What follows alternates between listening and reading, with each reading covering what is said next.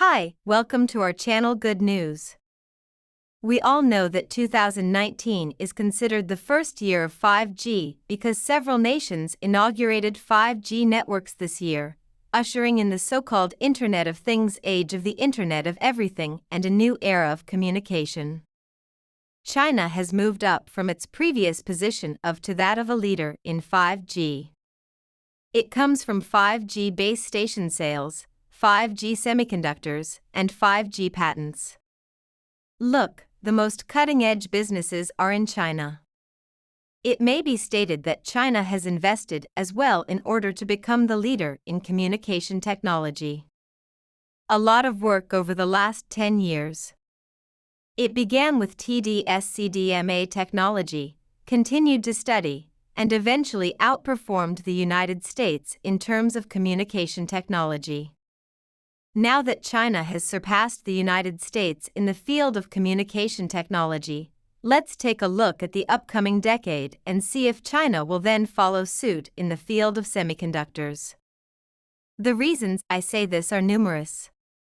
First of all, China has the highest demand for semiconductors, which will encourage businesses to keep up their efforts.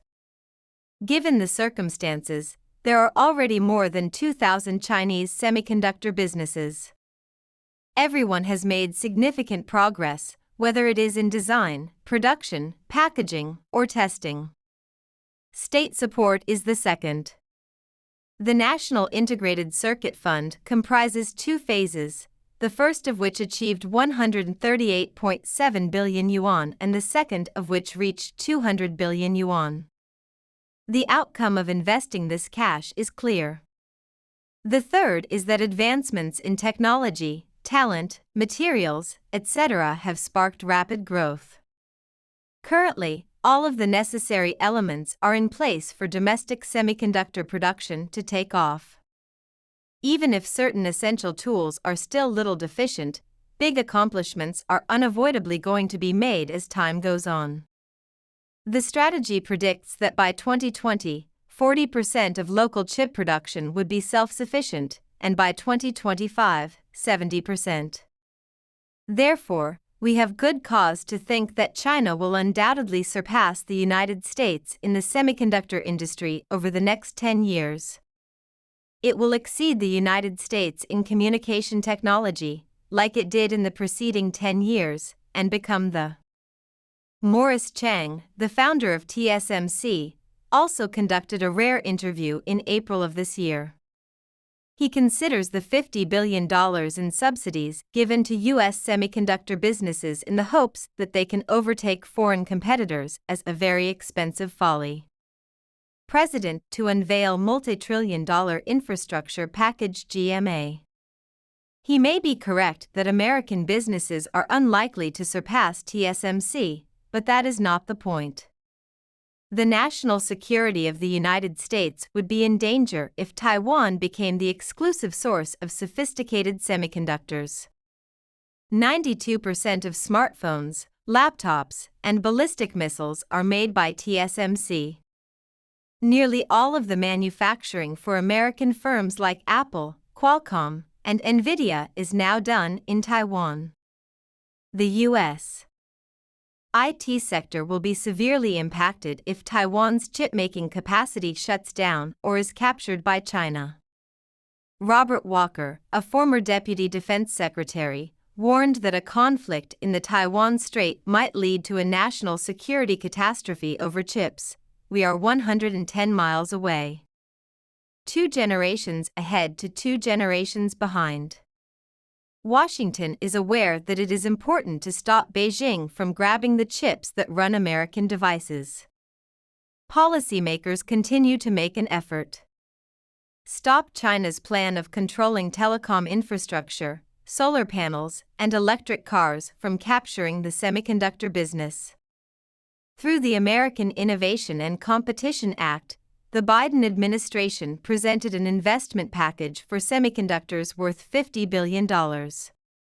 However, the law is still being debated in Congress and has not yet been approved. If Congress approves the legislation, still, just a third of global investment would come from the United States. China constructed 32 semiconductor gigafactories between 1990 and 2020, compared to 24 elsewhere in the globe. None are produced in America. Because East Asian semiconductor factories are operated at a fraction of the cost of those in the United States, Zhang said that U.S. corporations are no longer able to develop cutting-edge chips. Despite perfect policies, American businesses are unlikely to overtake TSMC as the industry leader in advanced. China has also achieved significant advancements in the semiconductor industry. Mainland as soon as 2025, China is predicted to surpass Taiwan as the world's top chip manufacturer. More than half of the circuit boards used to install device chips are already printed by the business. Mainland key raw commodities that create supply chain bottlenecks are within China's control. China produces 97% of the world's gallium, 80% of the tungsten, and 70% of the silicon. All three of which are necessary for the production of semiconductors. If mainland China gains a competitive edge in the semiconductor industry, it will make fundamental technological advancements that the U.S. cannot match. For instance, chips that are specific. Deep learning will change civilization and make it possible for innovations like self-driving vehicles and cutting-edge vaccinations. Spending money won't help America out of this situation. 3 measures are required for the United States to prevail in the semiconductor industry competition, in addition to the $50 billion investment in the sector that President Biden has suggested.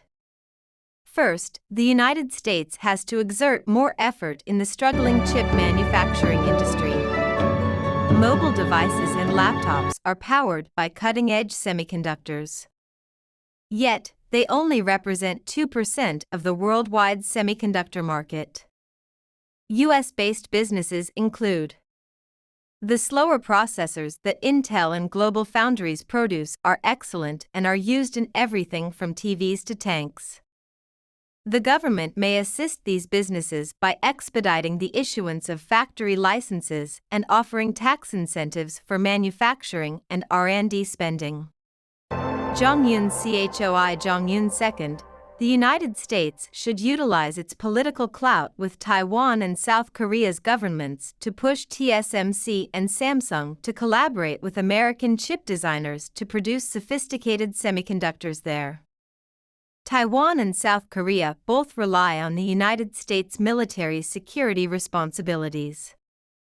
By forming joint ventures with American businesses like Qualcomm and NVIDIA, the U.S. military industry will be able to meet its obligations to these nations. Both governments' efforts, it is in their best advantage to increase U.S. chip production when paired with tax incentives and subsidies from the country. Third, the United States needs to improve the relationship between the two, is where most technical advancements occur. By stimulating investment in R&D and production, the Innovation and Competition Act has made progress in this area. Overall, the United States is in danger of losing the chip race. China may soon dominate semiconductors and the cutting-edge technologies they will progress unless the United States government organizes a national effort similar to the one it used to develop the technology that won World War I. How likely is it that China will soon exceed the US in semiconductor production? Thanks for watching in this video. You can add your ideas or suggestions below. Please keep following our channel and like our videos.